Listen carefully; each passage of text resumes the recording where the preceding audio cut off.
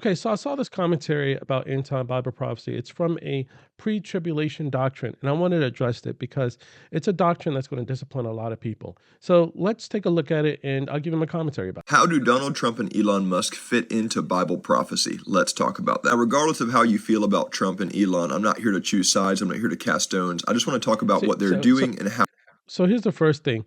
A lot of Americans super interested in end time Bible prophecy and prophecy enthusiasts.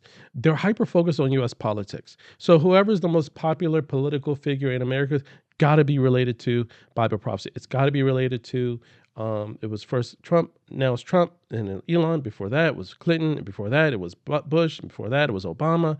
You know, a lot of Americans are super hyper focused on American politics, and they weave it into Bible prophecy. So in my book, I wrote that specifically now President Trump does play a role because we don't see a Western nation coming to the aid of Israel in the end times. So what happens? And because we see there's a rise of 10 kings with no mention of a Western nation involved, something and only U.S. presidents dictate foreign policy. I wrote in my book the following way how the U.S. president will pull America out of foreign interests, which will then make a vacuum to give rise to the 10 kings. Elon Musk, don't know. But I just see this pattern every cycle, every political cycle. It's, Obama or the Clinton or Bush or Elon or Bezos, or it's always whoever's a celebrity in America got to be in time Bible prophecy. So I always recommend, please go to the scriptures, find it and base it in the scriptures. But let's keep going. And how it fits into Bible prophecy. See, Donald Trump is very pro-Israel. In fact, publicly, he put his support behind Benjamin Netanyahu, the prime minister of Israel, to help Israel drive the Arabs out of the Gaza Strip. Now, this is a huge step towards the fulfillment of Bible prophecy. Elon Musk is the tech giant who's going to come in and make the government more efficient. How do you suppose he's going to do that? Probably by integrating the government with AI. You see, the Bible talks about a period that ends the age known as the Great Tribulation. It's a 7-year period dealing with. Okay, so that may be true. Yeah, Elon Musk may integrate the government with AI. That may be very true. But as it relates to end time Bible prophecy, and I know where this is going, that must be the mark of the beast. Remember, in Revelation chapter 13, the mark of the beast is to force and demand the world to worship the false prophet and Antichrist. It's about worship. It's your allegiance to who you worship. It's not about government efficiency. It's not about just some tech giant moving his technology throughout the U.S. government. It's about worship, because the very last verse tells you, second to last verse tells you that in Revelation chapter 13, those who did not worship the beast were killed. So it's about worship. That's the foundation of the mark of the beast. It's not just having it, but it's about worship, proving who you worship. That we have not seen with Elon Musk. Israel. Right in the middle of the 7 years, there's an event known as the Abomination of Desolation. And this is where the devil puts on flesh, goes into the temple, and declares himself to be God. So when he said the devil will put on flesh, he's not going to put on flesh. He's going to possess the body of Princess Ben Jordan. And we've seen this before. In the gospel, at the Last Supper, and prior to that, over and over and over again, Jesus said it was Judas who betrayed him. Judas is the devil. It was Judas who was the one of them. So we found that over and over again, Jesus was pointing to, this is the guy, this is the guy. Before he was revealed to be the one who would be the son of perdition, who would betray Jesus at the Last Supper, Jesus said it multiple times prior to that event when he was revealed. Now, when we see the scriptures, we see that at the Last Supper, after he took the bread, Judas took the bread, Satan entered his body. That is when he was revealed. So Satan didn't put on flesh, he possessed the body of a human being. Likewise, with the second son of perdition, Princess Ben Jordan, and if you don't know who Princess Ben Jordan is, that's this individual here who I've been saying for so long we need to watch for, and that's Princess Ben Jordan and Pope Francis. And this is the man that Satan will enter his body as well. Satan will possess his body as well. So just as he possessed Judas, he's also going to possess Princess Ben Jordan. So he's not going to put on flesh per se, but he's going to possess the man, Princess Ben Jordan, just as he did with Judas. and puts an end to sacrifices. What sacrifices are those? They're the Levitical priesthood offerings. Now, this is under the two witnesses, the law and the prophets. This is all about Israel, again, the temple in Jerusalem. But obviously, in order for this event to happen, Israel needs to be controlling the temple, and they haven't done that in around 2,000 years. With Trump putting his support behind Netanyahu to drive the Arabs out of the region, that is no doubt a huge step towards Israel having managerial control over the temple. At this time, there will be what's called Okay, so there's another issue with that claim. The Jews not just going to have managerial control over the temple. The temple, per their treaty, the Jordanian-Israeli 1994 treaty, the Jordan-Israeli peace treaty of 1994, the Jews do not have any control, authority over the Temple Mount. That real estate is controlled by the Jordanian royal family. So Jews are not allowed up there. It is exclusive to Arabs where the Dome of the Rock is. So there is no mechanism where Donald Trump or the Jewish state can just wake up one day and take control of it. That's not going to happen because it is only controlled exclusively under the authority and custodialship of the Jordanian royal family. And here's what the pattern that God has given us. We found that with the first temple, it was with Solomon. Second temple was with a Gentile Persian king, King Cyrus. Third, we found it was restored with Rome. Then we see fourth, it was destroyed, and now we see it restored with the Dome of the Rock, that gold that's on the Dome of the Rock, with King Hussein of Jordan. So we see it was a Gentile Jordanian king that restored the Dome of the Rock, which foreshadows it will be another Jordanian king, in this case, Prince Hassan bin Salah of Jordan, who will restore the third temple for the Jews to bring peace to the Middle East. So it's the Jordanian royal family plays a key role. They're not going to just wake up and do it. There's no mechanism because it will breach the treaty that Jordanians and Israelis have together. an image to the beast. Now, the beast is given power to give breath or spirit to the image of the beast, that the image of the beast should both speak and cause as many as would not worship the image of the beast to be killed. We also know that there will be an economic system where no one can buy or sell without a mark in their right hand or in their forehead. The mark of the beast system is most certainly digital currency powered or governed by AI. For nearly 2,000 years, the book of Revelation just seemed crazy, but now in 2025, we can see. Okay, so the problem is with that, it's about worship. It's literally having a mark or your hand or your forehead to determine who you worship. So it's not just cryptocurrency. And that's, I just, will it use AI technology? Don't know. Will it use cryptocurrency? Don't know. But one thing's for sure, it has to be relevant to worship. That's what the whole thing is about. Satan demanding worship over the from the human race, and failure to get the mark and to show your allegiance to him will result in martyrdom.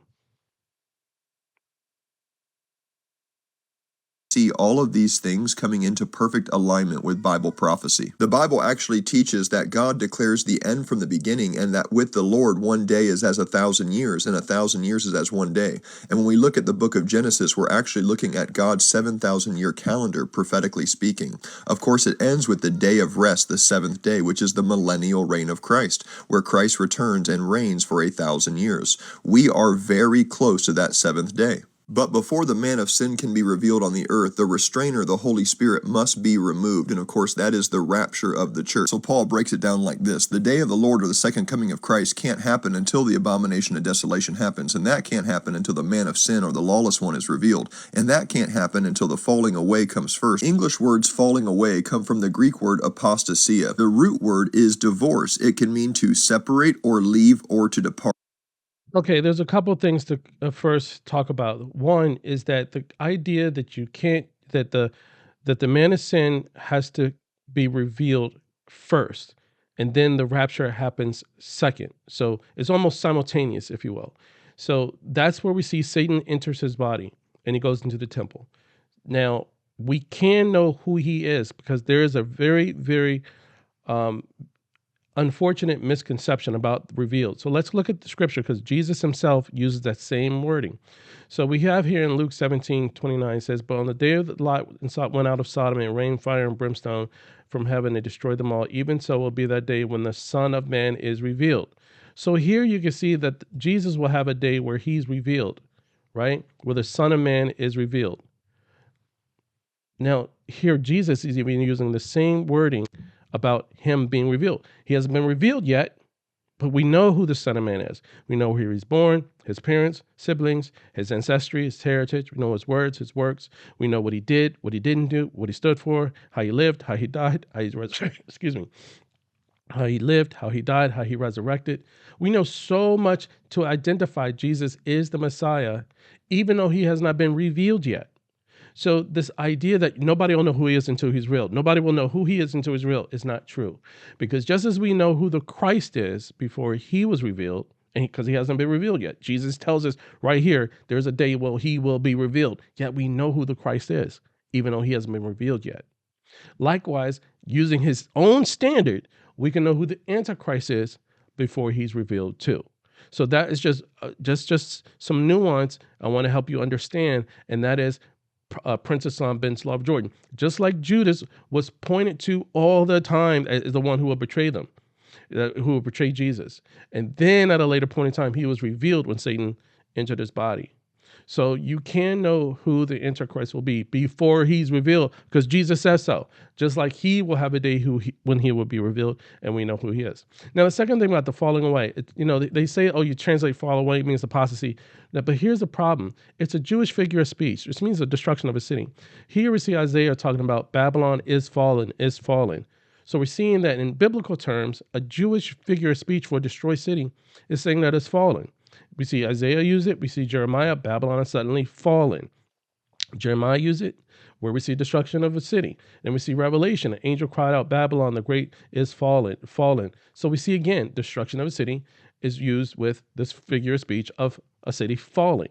So the term falling away, yes, it translates to apostasy, separation, divorce, but it's a Jewish figure of speech, meaning the destruction of a city, similar to an eye for an eye. Now, if you heard the term, when Jesus will return, when there's an eye for an eye, you're not going to think, oh, that's when one eye comes out and someone else has to take their eyes out. And that when an eye for an eye happens, that's when it happens.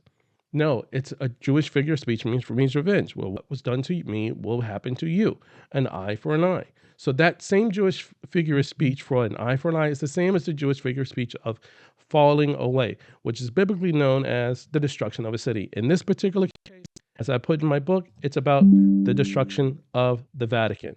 That's what the falling away is. And the very last verse of Revelation chapter 17 depicts the false prophet Pope Francis receiving the power of the 10 kings and destroying the Vatican. So I hope you can see that based off that, it clears the way to help you understand falling away is the destruction of a city, and we can know who the Antichrist is before he's revealed.